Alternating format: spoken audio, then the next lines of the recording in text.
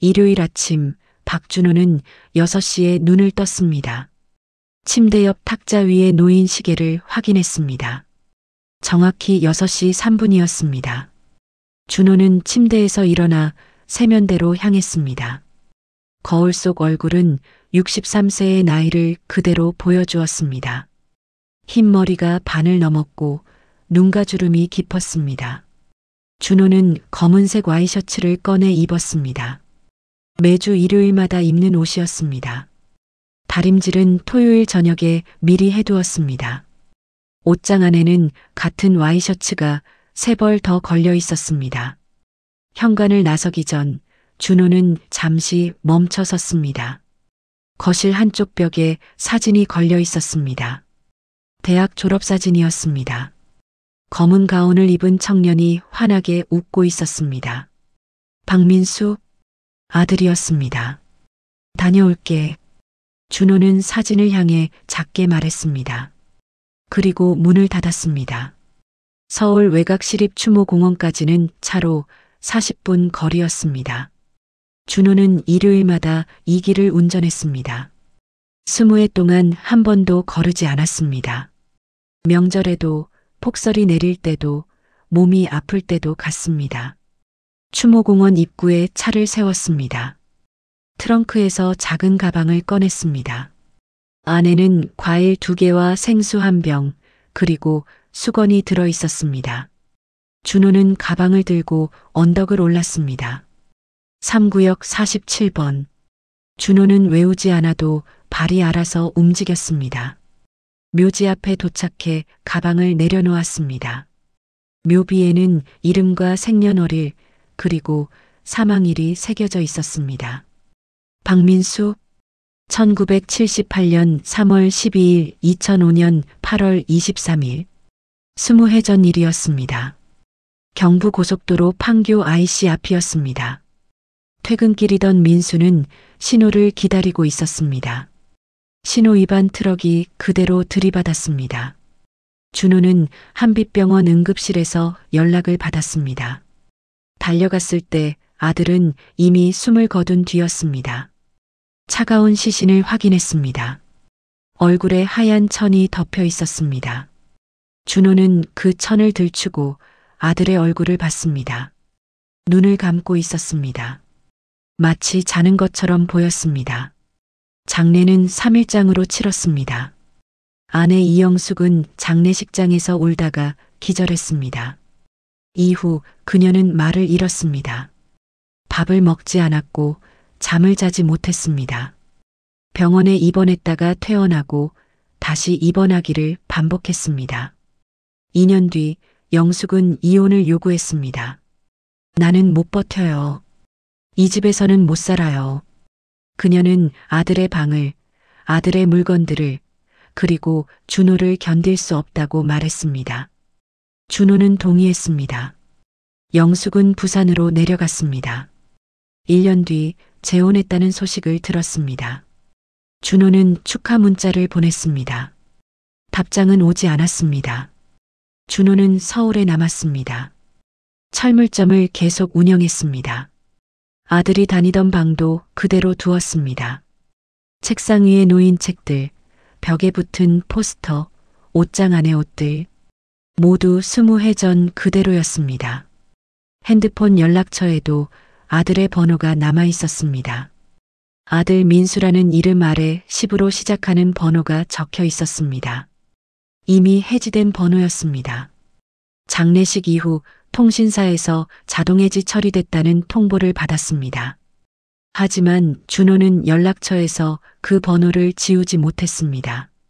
가끔 그 번호를 눌러볼 때가 있었습니다. 신호음도 들리지 않았습니다. 현재 사용하지 않는 번호입니다라는 안내 멘트만 흘러나왔습니다. 준호는 그 멘트를 끝까지 듣고 전화를 끊었습니다. 번호를 지우는 건 아들을 또 한 번 묻는 일처럼 느껴졌습니다.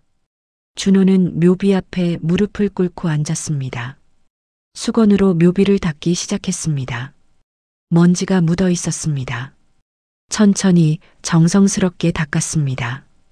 이름이 새겨진 부분은 특히 꼼꼼하게 문질렀습니다. 요즘 날씨가 좋더라. 가게도 잘 돌아가고. 준호는 작게 중얼거렸습니다. 내가 좋아하던 복숭아 가져왔어. 제철이라고 하더라고. 과일을 묘비 앞에 놓았습니다. 생수 뚜껑을 열어 묘비 옆 화단에 조금 부었습니다. 꽃이 몇 송이 피어 있었습니다. 지난주에 심은 것이었습니다. 1시간쯤 지났을까? 준호는 일어났습니다. 무릎이 뻐근했습니다. 가방을 들고 천천히 언덕을 내려왔습니다. 차에 올라타 시동을 걸었습니다. 백미러로 추모공원을 한 번 더 바라보고 출발했습니다.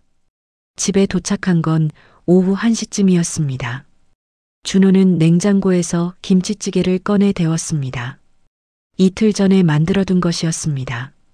밥을 퍼서 상에 놓고 혼자 먹었습니다. 텔레비전을 켜지 않았습니다. 식탁에 앉아 조용히 밥을 먹었습니다. 저녁 9시 준호는 침대에 누웠습니다.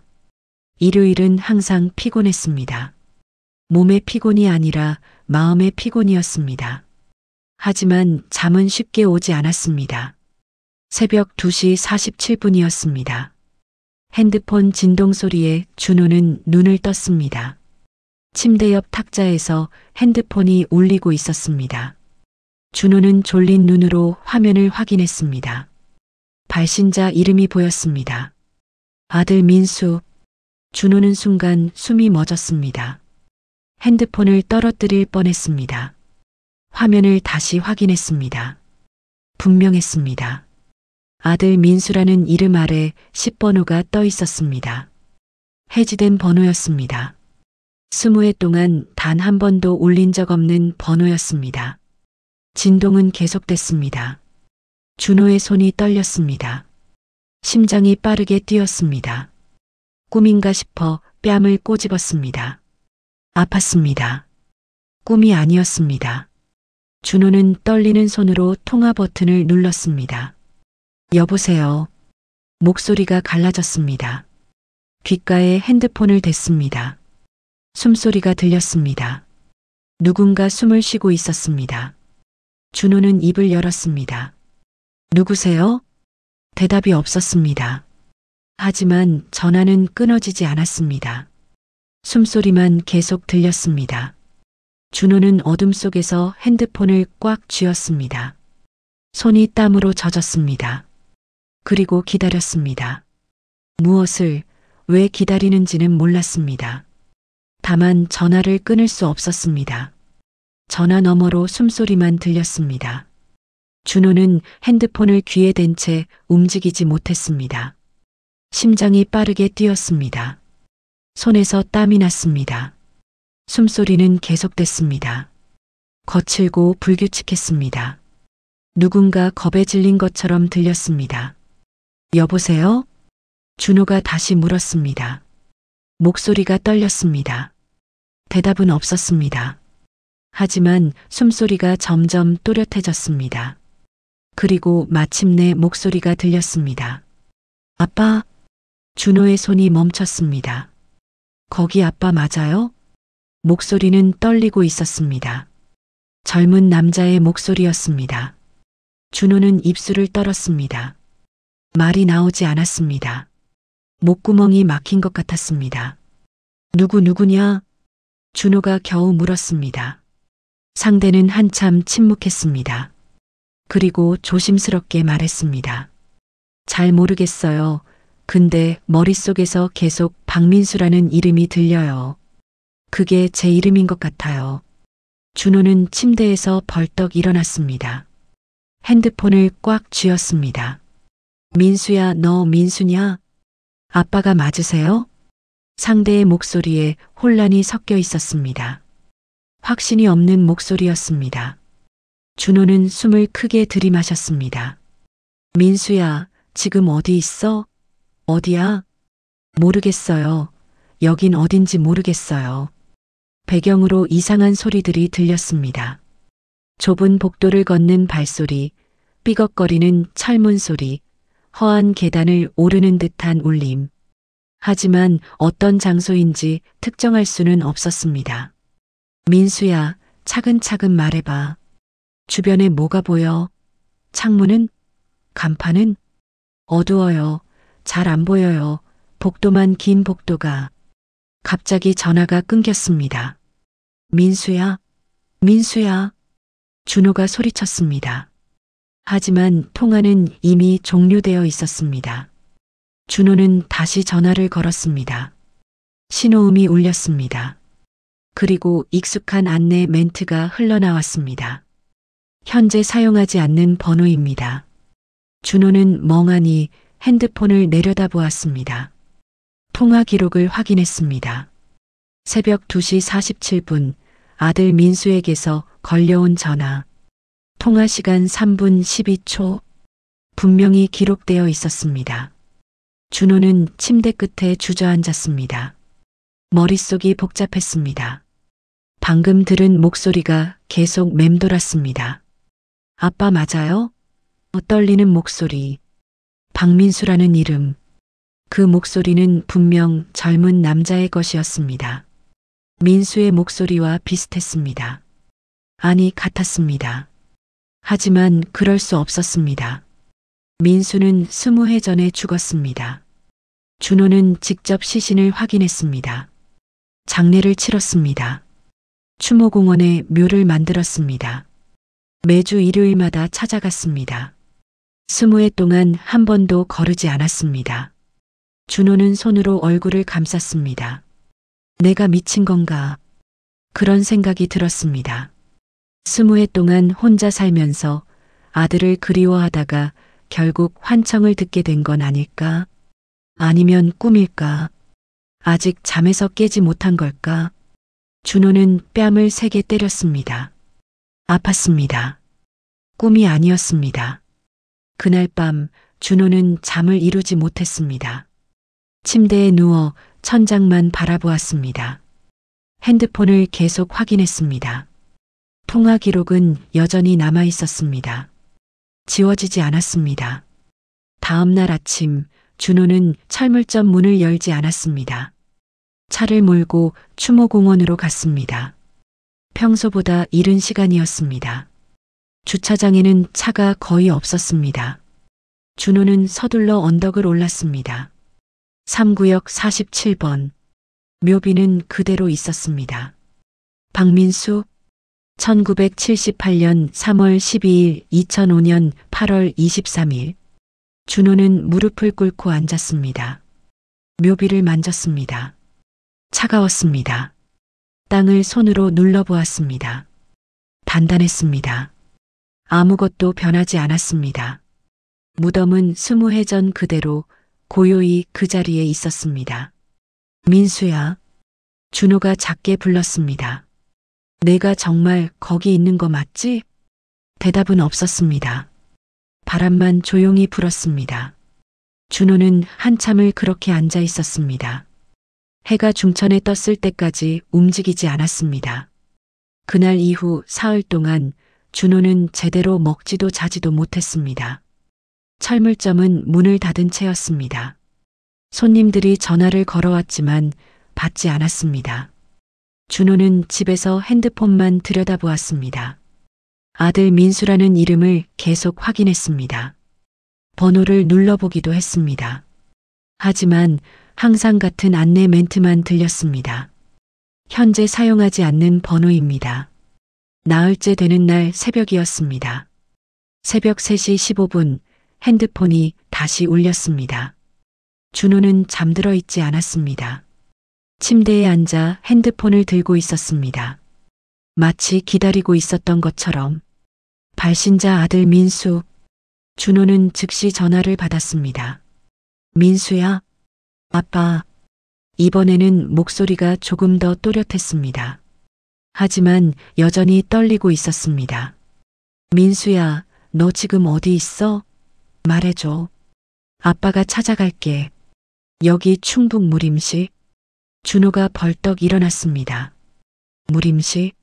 거기가 어딘데? 무슨 건물이야? 3층 302호 철문 옆에 그렇게 써 있어요. 302호? 무슨 건물의 302호야? 모르겠어요. 건물이 낡았어요. 복도가 길고 사람이 없어요. 준호는 메모지를 찾았습니다. 펜을 들고 적기 시작했습니다. 충북 무림시 3층 302호. 손이 떨려 글씨가 흔들렸습니다. 민수야, 거기서 움직이지 마. 아빠가 지금 갈게. 알았지? 아빠 무서워요. 괜찮아. 아빠가 갈게. 꼭 찾을게. 전화가 다시 끊겼습니다. 준호는 메모지를 꽉 쥐었습니다. 충북 무림시. 그곳이 어디인지 몰랐습니다. 하지만 찾아야 했습니다. 가봐야 했습니다.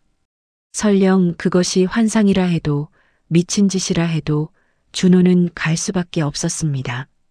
준호는 옷을 챙겨 입었습니다. 차 열쇠를 집었습니다. 새벽이었지만 상관없었습니다. 지금 당장 출발해야 했습니다. 현관문을 열며 준호는 거실의 사진을 한 번 더 바라보았습니다. 졸업가운을 입고 웃고 있는 아들. 20해 동안 변하지 않은 얼굴. 기다려라. 아빠가 간다. 준호는 문을 닫고 계단을 내려갔습니다. 어둠 속에서 차 시동을 걸었습니다. 내비게이션에 충북 무림시를 입력했습니다. 목적지까지 230km, 3시간 거리였습니다. 준호는 엑셀을 밟았습니다. 새벽 고속도로는 비어 있었습니다. 차는 어둠을 가르며 달렸습니다. 충북 무림시에 도착한 건 아침 6시 30분이었습니다. 준호는 내비게이션이 가리키는 주소를 따라 차를 몰았습니다. 시내를 벗어나자 낡은 주택가가 나타났습니다. 골목은 좁았고 건물들은 오래되어 보였습니다. 재개발 철거 예정구역. 빨간 글씨로 쓰인 현수막이 골목 입구에 걸려 있었습니다. 준호는 차에서 내렸습니다. 빌라 단지는 조용했습니다. 대부분의 집 유리창에 철거 스티커가 붙어 있었습니다. 커튼이 쳐진 창문은 없었습니다. 사람의 흔적이 보이지 않았습니다. 준호는 메모지를 꺼냈습니다. 3층 302호. 계단을 올랐습니다. 계단은 삐걱거렸습니다. 벽에 페인트가 벗겨져 있었습니다. 3층 복도에 도착했습니다. 복도는 길었습니다. 301호, 302호, 303호. 문패들이 낡아 있었습니다.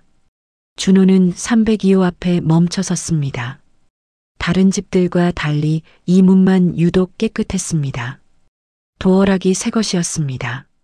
문틈에 먼지가 거의 없었습니다. 준호는 초인종을 눌렀습니다. 아무 소리도 들리지 않았습니다. 다시 눌렀습니다. 여전히 반응이 없었습니다. 준호는 손잡이를 잡아당겼습니다. 문이 열렸습니다. 잠겨 있지 않았습니다. 준호는 천천히 문을 밀었습니다. 안으로 들어섰습니다. 현관에 운동화 2켤레가 놓여 있었습니다. 거실로 이어지는 복도가 보였습니다. 준호는 신발을 벗고 들어갔습니다. 거실은 예상과 달랐습니다. 건물 외관과 달리 집 안은 멀쩡했습니다. 소파가 있었고 작은 식탁이 있었습니다. 텔레비전도 켜져 있었습니다. 소리는 꺼진 상태였습니다. 누군가 여기서 살고 있었습니다. 준호의 시선이 벽으로 향했습니다. 거실 한쪽 벽이 사진들로 가득했습니다. 크고 작은 사진들이 빼곡하게 붙어 있었습니다. 준호는 천천히 다가갔습니다. 손이 떨렸습니다. 첫 번째 사진은 초등학교 상장 사진이었습니다. 교복을 입은 아이가 상장을 들고 웃고 있었습니다. 준호는 그 사진을 알고 있었습니다. 민수가 6학년 때 받은 모범상이었습니다. 준호가 직접 찍은 사진이었습니다. 두 번째 사진은 동해 바닷가 사진이었습니다. 가족 셋이 파도 앞에서 찍은 사진이었습니다. 민수가 고등학교 1학년 때였습니다. 여름 휴가로 갔던 날이었습니다. 준호는 그날을 기억했습니다. 민수가 처음으로 바다에 들어가 수영했던 날이었습니다. 세 번째 사진은 수능 끝난 날 사진이었습니다. 교복을 입은 민수가 교문 앞에서 찢은 책을 들고 있었습니다. 친구들과 함께 웃고 있었습니다. 준호가 그날 학교까지 차를 몰고 갔었습니다. 준호는 사진들을 하나씩 보았습니다. 모두 아는 사진들이었습니다. 준호가 직접 찍었거나 집에 보관하고 있던 사진들이었습니다. 하지만 그 다음 사진은 달랐습니다. 25쯤 되어 보이는 남자가 정장을 입고 서 있었습니다. 배경은 어느 회사 로비 같았습니다. 남자는 어색하게 웃고 있었습니다. 얼굴은 민수와 똑같았습니다. 눈매, 코, 입꼬리 모두 민수였습니다. 준호는 숨이 막혔습니다. 다음 사진은 30쯤의 남자였습니다. 공원 벤치에 앉아 있었습니다. 표정이 어두웠습니다. 하지만 얼굴은 여전히 민수였습니다. 조금 더 나이가 든 민수였습니다. 그 다음 사진은 30 후반쯤 보였습니다. 남자는 어느 식당에서 혼자 밥을 먹고 있었습니다. 얼굴에 주름이 생겼습니다. 눈가에 그림자가 있었습니다. 하지만 웃을 때 올라가는 입꼬리는 민수와 똑같았습니다. 준호는 벽 앞에 서서 사진들을 계속 보았습니다. 손이 떨렸습니다. 다리에 힘이 빠졌습니다. 이해할 수 없었습니다. 민수는 20해 전에 죽었습니다. 27의 나이로 죽었습니다. 그런데 이 사진 속 남자는 나이를 먹고 있었습니다. 준호는 거실을 둘러보았습니다. 테이블 위에 머그컵이 놓여 있었습니다. 안에 커피가 조금 남아 있었습니다. 아직 따뜻했습니다. 누군가 방금 전까지 이 집에 있었던 것입니다. 준호는 부엌으로 갔습니다. 냉장고를 열었습니다. 우유, 계란, 김치, 반찬 몇 가지가 들어 있었습니다. 유통기한은 모두 최근이었습니다. 이 집은 누군가의 현재 삶의 공간이었습니다. 냉장고 문에 무언가 붙어 있었습니다. 자석으로 고정된 메모지였습니다. 준호는 그것을 떼어냈습니다. 볼펜으로 쓴 손글씨였습니다. 글씨체는 익숙했습니다. 민수의 글씨와 비슷했습니다. 준호는 메모를 읽기 시작했습니다. 여기 사람들은 나를 최강민이라고 불러. 주민등록증에도 그렇게 찍혀 있어. 그런데 꿈에서 계속 들리는 이름이 있어. 박민수? 정말로 내가 당신 아들이라면 제발 나를 좀 찾아줘. 민수라고 믿고 싶은 사람. 준호의 손에서 메모지가 떨어졌습니다. 다리가 풀렸습니다. 준호는 그 자리에 주저앉았습니다. 손으로 얼굴을 감쌌습니다. 가슴이 터질 것 같았습니다. 숨을 쉴 수 없었습니다. 민수야. 준호는 작게 중얼거렸습니다. 너 살아있었구나. 목소리가 떨렸습니다. 눈물이 흘러내렸습니다. 준호는 바닥에 주저앉은 채 울었습니다. 소리 없이 어깨를 떨며 울었습니다. 20해 동안 믿어왔던 모든 것이 흔들렸습니다. 장례식, 관 속의 시신, 추모공원의 묘, 매주 일요일마다 찾아갔던 그 무덤. 그 안에 민수가 없다면? 그렇다면 저 시신은 누구였을까? 준호는 누구를 묻은 걸까? 준호는 떨리는 손으로 핸드폰을 꺼냈습니다. 아들 민수라는 이름을 확인했습니다. 전화를 걸었습니다. 신호음이 울렸습니다. 하지만 받지 않았습니다. 계속 울리다가 끊어졌습니다. 준호는 다시 전화를 걸었습니다. 이번에도 받지 않았습니다. 민수야, 제발. 준호가 중얼거렸습니다. 어디 있어? 아빠한테 와. 준호는 거실 바닥에 앉아 사진들을 다시 바라보았습니다. 민수의 얼굴이 여러 나이로 걸려 있었습니다. 20해 동안 살아온 시간이 그 사진들 속에 있었습니다. 준호는 메모지를 다시 집어들었습니다.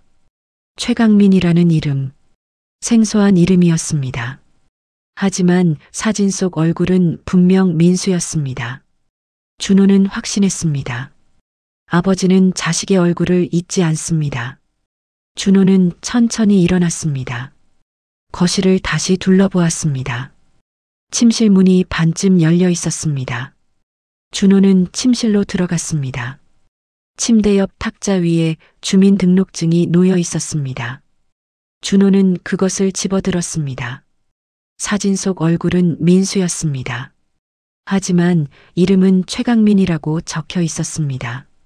생년월일은 1978년 3월 12일. 민수와 같았습니다. 주소는 이곳 충북 무림시였습니다. 준호는 주민등록증을 꽉 쥐었습니다. 무언가 잘못되었습니다. 20해 전 그날 무언가 끔찍한 실수가 있었습니다. 준호는 그것을 찾아야 했습니다. 진실을 알아야 했습니다. 준호는 핸드폰을 다시 꺼냈습니다. 민수의 번호로 다시 전화를 걸었습니다.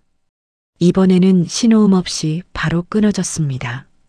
준호는 문자를 보냈습니다. 민수야, 아빠야. 302호에 와 있어. 기다릴게. 꼭 와. 제발. 문자를 보내고 준호는 소파에 앉았습니다. 그리고 기다렸습니다. 창밖으로 해가 떠올랐습니다. 빌라 단지는 여전히 조용했습니다. 준호는 움직이지 않았습니다. 다만 문을 바라보며 기다렸습니다. 아들이 돌아오기를, 20해 만에 다시 만나기를. 준호는 메모지를 주머니에 넣고 서울로 돌아왔습니다. 차 안에서 한 번도 라디오를 켜지 않았습니다. 고속도로는 조용했습니다. 준호의 머릿속만 시끄러웠습니다. 민수의 사진들, 냉장고 문의 메모, 최강민이라는 이름. 모든 것이 뒤섞여 떠올랐습니다. 서울에 도착하자마자 준호는 한빛병원으로 향했습니다. 20해 전 민수의 시신을 확인했던 그 병원이었습니다. 응급실 입구는 여전히 똑같았습니다. 하얀 벽, 자동문, 대기실의 의자들. 아무것도 변하지 않았습니다. 준호는 안내 데스크로 갔습니다. 20해 전에 여기서 교통사고 환자를 담당했던 신경과 교수를 찾고 있습니다. 정유진 교수님이요. 안내 직원이 컴퓨터를 확인했습니다. 정유진 교수님은 지금 외래 진료 중이십니다. 예약 없으시면 오래 기다리셔야 할 텐데요. 괜찮습니다. 기다릴게요. 준호는 대기실에 앉았습니다. 2시간을 기다렸습니다. 사람들이 오고 갔습니다. 준호는 움직이지 않고 앉아 있었습니다. 박준호님? 간호사가 이름을 불렀습니다. 준호는 진료실로 들어갔습니다. 50대 중반쯤 되어 보이는 여의사가 책상 앞에 앉아 있었습니다. 정유진이었습니다. 어떻게 오셨어요? 정유진이 물었습니다. 준호는 의자에 앉으며 입을 열었습니다. 20해 전 일을 여쭤보러 왔습니다. 정유진의 표정이 조금 굳어졌습니다. 20해 전이요? 2005년 8월 23일이었습니다. 경부고속도로 판교 IC 앞에서 교통사고가 있었어요. 제 아들 박민수가 그날 여기 응급실로 왔습니다. 정유진은 잠시 생각하는 듯 보였습니다. 그때가 제가 막 신경과에 발령받았을 때였네요. 기억하십니까? 완전히는 아니지만 그날이 제 첫 응급 당직이었어요. 기억에 남아 있습니다. 준호는 앞으로 몸을 기울였습니다. 그날 제 아들만 온 게 아니었죠? 정유진의 얼굴이 굳었습니다. 무슨 말씀이신지. 같은 시각에 젊은 남자가 2명 들어왔습니다. 맞습니까? 정유진은 잠시 침묵했습니다. 그리고 천천히 고개를 끄덕였습니다. 맞습니다. 2명이었어요. 준호의 가슴이 쿵 내려앉았습니다. 어떻게 된 일이었습니까? 정유진은 컴퓨터를 켰습니다. 오래된 기록을 찾기 시작했습니다. 한참 후 그녀는 화면을 보며 말했습니다. 2005년 8월 23일 같은 시각 같은 지역에서 교통사고 환자 2명이 실려왔습니다. 모두 20대 남성이었고 의식불명 상태였어요. 2명 모두요? 네. 한 명은 신분증이 있었지만 얼굴이 심하게 손상되어 있었어요. 다른 한 명은 신분증이 없었지만 얼굴 원형은 남아 있었습니다. 준호의 손이 떨렸습니다. 그래서요? 응급실이 혼란스러웠어요. 같은 사고 현장에서 온 환자들이라 담당 간호사가 착각했을 가능성이 있습니다. 정유진은 기록을 더 확인했습니다. 신분증이 있던 환자는 얼굴 손상이 심해 신원 확인이 어려웠고 그날 밤 사망했습니다. 보호자가 와서 시신을 확인하고 장례를 치렀어요. 그 보호자가 저였습니다. 준호가 말했습니다. 정유진은 준호를 바라보았습니다. 그리고 신분증이 없던 다른 환자는요? 기록을 보니 이틀 후 지방병원으로 전원됐네요. 충북 무림시 성심병원이요. 준호는 숨을 멈췄습니다. 무림시요? 네. 보호자가 없는 환자는 보건복지부 지원으로 지방병원으로 이송되는 경우가 있습니다. 그 환자가 그런 케이스였던 것 같네요. 준호는 주머니에서 메모지를 꺼냈습니다. 최강민이라고 쓰인 이름을 정유진에게 보여주었습니다. 이 사람일 가능성이 있습니까? 정유진은 메모를 보며 고개를 끄덕였습니다. 기억상실증이 있었던 환자라면 새로운 신원으로 등록됐을 수 있습니다. 보호자가 없고 신원 확인이 안 되면 임시 이름을 부여하는 경우가 있어요. 준호는 메모를 다시 주머니에 넣었습니다. 선생님, 확인할 방법이 있습니까? 제 아들이 정말 살아있는지. 정유진은 잠시 생각했습니다. DNA 검사를 하시면 됩니다. 확실한 방법이에요. 어떻게 합니까? 환자의 머리카락이나 사용하던 물건을 가져오세요. 그리고 선생님의 샘플과 비교하면 됩니다. 준호는 고개를 끄덕였습니다. 정유진은 메모지에 검사센터 주소를 적어주었습니다. 여기로 가시면 됩니다. 결과는 일주일 정도 걸려요. 준호는 메모를 받아들었습니다. 감사합니다. 준호는 병원을 나와 다시 무림시로 향했습니다. 302호로 돌아갔습니다. 집은 여전히 비어 있었습니다. 준호는 침실로 들어가 베개 위에서 머리카락 몇 가닥을 찾았습니다. 화장실에서 칫솔을 챙겼습니다. 작은 봉투에 넣어 조심스럽게 보관했습니다. 서울로 돌아와 검사센터를 찾았습니다. 준호는 자신의 샘플도 제공했습니다. 직원이 말했습니다. 일주일 후에 결과 나옵니다. 연락드릴게요. 일주일은 길었습니다. 준호는 철물점 문을 열었지만 제대로 일을 하지 못했습니다. 손님이 와도 멍하니 서 있을 때가 많았습니다. 밤에는 잠을 이루지 못했습니다. 핸드폰을 계속 확인했습니다. 민수의 번호로 문자를 보냈지만 답장은 없었습니다. 일주일 후 전화가 왔습니다. 박준호님, 검사 결과 나왔습니다. 센터로 오시면 설명드리겠습니다. 준호는 즉시 차를 몰고 갔습니다. 센터 직원이 서류를 내밀었습니다. 결과 확인하셨어요? 준호는 서류를 받아들었습니다. 손이 떨렸습니다. 글씨가 흐릿하게 보였습니다. 눈을 깜빡이며 다시 읽었습니다. 친자 확률 99.98%. 직원이 말했습니다. 부자 관계가 맞습니다. 준호는 서류를 꽉 쥐었습니다. 종이가 구겨졌습니다. 다리에 힘이 빠졌습니다. 의자에 주저앉았습니다. 괜찮으세요? 직원이 물었습니다. 준호는 고개를 끄덕였습니다. 하지만 눈물이 흘러내렸습니다. 소리 없이 울었습니다. 민수는 살아 있었습니다. 20해 동안 준호는 빈 무덤 앞에서 말을 걸었습니다. 민수야, 거기는 춥지 않냐? 밥은 먹고 다니냐? 아빠는 잘 지내고 있어. 그 말들은 허공에 흩어졌습니다. 하지만 지금 생각하니 그 말들이 어딘가에 닿았을지도 모른다는 생각이 들었습니다. 살아있는 민수에게 기억을 잃고 다른 이름으로 다른 곳에서 살아가던 민수에게 준호는 서류를 가슴에 안았습니다. 살아있었구나. 준호는 중얼거렸습니다. 어디선가 계속 살아있었구나. 가슴 한쪽이 무너졌습니다. 하지만 동시에 이상한 안도감이 피어올랐습니다. 슬픔과 기쁨이 뒤섞였습니다.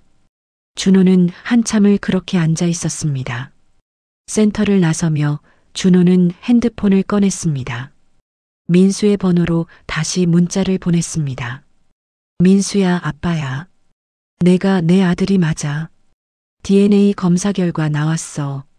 이제 다 알았어. 제발 아빠한테 와. 기다릴게. 문자를 보내고 준호는 하늘을 올려다보았습니다. 구름 사이로 햇빛이 비쳤습니다. 따뜻했습니다. 20해 만에 준호는 희망을 느꼈습니다. 아들이 살아있다는 것, 그것만으로도 충분했습니다. 이제 찾아야 했습니다. 어디에 있든 어떤 이름으로 살고 있든 준호는 아들을 찾을 것입니다. 준호는 차에 올라 시동을 걸었습니다. 무림시로 향했습니다. 302호로 다시 갈 것입니다. 그리고 기다릴 것입니다. 아들이 돌아올 때까지. 며칠 뒤 준호는 다시 무림시로 향했습니다. 이번에는 혼자가 아니었습니다. 정유진 교수가 함께했습니다. 그녀는 병원에서 상담실을 마련해 두었다고 했습니다. 환자의 기억 회복과 심리 안정을 위해 전문적인 접근이 필요하다고 설명했습니다. 302호 앞에 섰습니다. 준호는 초인종을 눌렀습니다. 한참 후 문이 열렸습니다. 사진 속에서 봤던 그 얼굴이었습니다. 39의 나이에 20회의 고단함이 묻어 있었습니다. 눈가에 주름이 있었고 머리에 흰 머리가 섞여 있었습니다. 하지만 눈매는 민수 그대로였습니다. 남자는 준호를 보자 한 발 물러섰습니다. 본능적인 반응이었습니다. 하지만 동시에 표정이 흔들렸습니다. 낯익은 감정이 밀려오는 듯 보였습니다. 저 어디서 뵌 적 있나요? 목소리가 떨렸습니다. 준호는 대답하지 못했습니다. 목이 메었습니다. 정유진이 대신 나섰습니다. 저는 한빛병원 신경과 정유진입니다.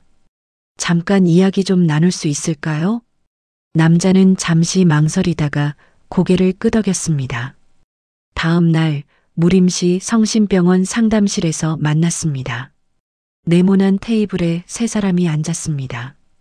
정유진은 가방에서 서류들을 꺼냈습니다. 사진, 병원 기록, DNA 검사 결과지. 하나씩 테이블 위에 펼쳤습니다. 먼저 이 사진들을 보세요. 정유진이 초등학교 상장 사진을 내밀었습니다. 남자는 사진을 집어들었습니다. 한참 들여다보았습니다. 이게 저예요? 그렇습니다. 박민수라는 이름으로 자랐던 당신이에요. 정유진은 다른 사진들도 보여주었습니다. 동해 바닷가 사진, 수능 끝난 날 사진. 남자는 사진들을 하나씩 보았습니다. 손이 떨렸습니다. 전혀 기억이 안 나요. 당연합니다. 20해 전 사고로 기억을 잃었으니까요. 정유진은 병원 기록을 펼쳤습니다. 2005년 8월 23일. 당신은 교통사고로 한빛병원 응급실에 실려왔어요. 의식불명 상태였고 신분증이 없었습니다. 이틀 후 이곳 성심병원으로 전원됐고 깨어난 뒤 기억상실증 진단을 받았습니다. 남자는 정유진을 바라보았습니다. 그럼 지금 제 이름은요? 최강민. 보호자가 없어서 임시로 부여받은 이름입니다. 하지만 당신의 원래 이름은 박민수였어요. 정유진은 DNA 검사 결과지를 내밀었습니다. 그리고 이분이 당신의 혈연적 아버지입니다. 이름은 박준호. 남자는 준호를 바라보았습니다. 준호도 그를 바라보았습니다. 두 사람의 시선이 마주쳤습니다. 아버지, 남자가 중얼거렸습니다. 전 항상 부모님이 없다고 생각했어요. 시설에서 자랐고 공장을 전전했고 혼자였어요. 준호의 눈에 눈물이 고였습니다. 미안하다. 준호가 말했습니다. 아빠가 몰랐어. 내가 살아있는 줄 몰랐어. 남자는 머리를 감싸쥐었습니다. 그럼 난 누구예요? 강민이에요? 민수예요? 침묵이 흘렀습니다. 정유진은 조용히 자리를 떴습니다. 두 사람만 남았습니다. 준호는 천천히 손을 내밀었습니다. 넌 내 아들이야. 목소리가 떨렸습니다. 이름이 뭐든 주민등록에 뭐라고 찍혀 있든 20해 전부터, 아니 그 전부터 내 아들이었다. 남자는 준호의 손을 바라보았습니다.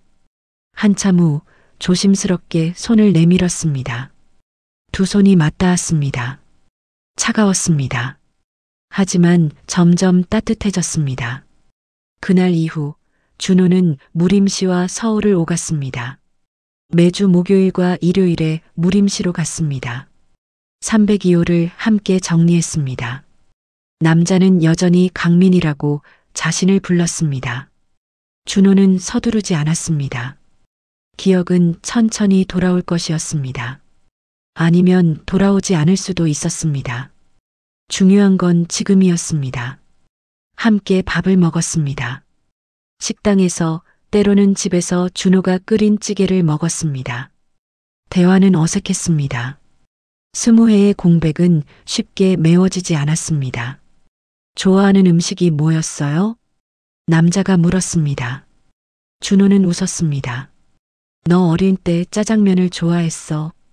배달 오면 그릇을 싹싹 긁어 먹었지. 짜장면. 남자는 고개를 갸웃했습니다. 지금도 좋아하는 것 같아요. 왜 그런지는 모르겠지만 함께 산책도 했습니다. 빌라 단지 주변을 천천히 걸었습니다. 재개발 현수막이 바람에 펄럭였습니다. 준호는 옆을 걸으며 말했습니다. 이사 준비해야겠구나. 네. 다음 달까지 나가야 해요. 서울로 올래? 아빠 집에 방 있어. 내 방. 남자는 잠시 망설였습니다. 생각해 볼게요. 준호는 재촉하지 않았습니다. 어느 날 계단을 내려가다가 준호가 무심코 말했습니다. 민수야, 저기 조심해라. 계단이 부서진 부분을 가리키며 한 말이었습니다. 자신도 모르게 나온 이름이었습니다. 준호는 화들짝 놀랐습니다. 남자가 뒤돌아보았습니다. 잠시 멈칫했습니다. 그리고 아주 작게 대답했습니다. 네, 아버지. 준호는 그 자리에 멈춰 섰습니다. 가슴이 뜨거워졌습니다. 남자는 다시 계단을 내려갔습니다. 자연스럽게 마치 늘 그렇게 불린 것처럼 준호는 그제야 깨달았습니다. 20회 동안 자신을 묻고 있던 건 아들의 죽음이 아니었습니다. 이미 끝났다고 단정 지은 마음이었습니다. 더 이상 희망이 없다고, 돌아올 수 없다고 혼자 결론 내린 마음이었습니다. 하지만 끝나지 않았습니다. 민수는 살아 있었습니다. 다른 이름으로 다른 곳에서 하지만 여전히 살아 숨쉬고 있었습니다. 다음 달 남자는 서울로 이사했습니다. 준호의 집 2층 방이었습니다. 20회 동안 그대로 보존해둔 방이었습니다.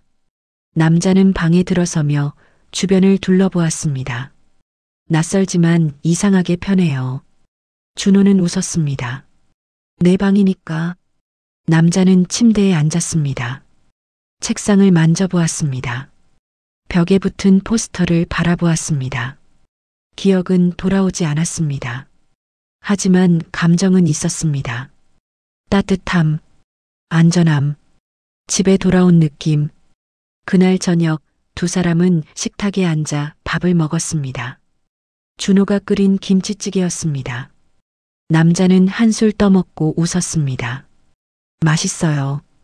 그래, 내가 어릴 때 자주 끓여줬거든.